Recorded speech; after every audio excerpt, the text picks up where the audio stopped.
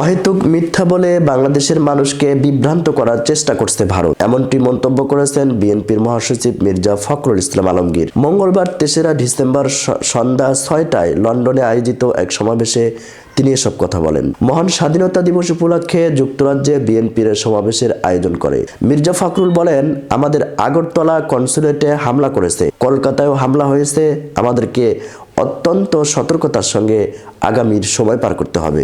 বিএনপির মহাসচিব বলেন, ভারত অতীতে বাংলাদেশের জনগণের সঙ্গে যে ভুল করেছে সেটিকে তারা কাটিয়ে ওঠার চেষ্টা করবে, পাশাপাশি বর্তমানে যে কার্যকলাপ করেছে তা বন্ধ করবে। শেখ হাসিনা সরকারের সমালোচনা করে তিনি বলেন, অন্তর্বর্তী সরকারের শ্বেতপত্র প্রণয়ন কমিটির চূড়ান্ত প্রতিবেদনে বলা হয়েছে, প্রতি বছর গড়ে প্রায় 16 বিলিয়ন মার্কিন ডলার অবৈধভাবে পাচার হয়েছে। চিন্তা করা যায় একটা দেশের সরকার তার দেশের সম্পদ এভাবে লুট করে নিয়ে যেতে পারে।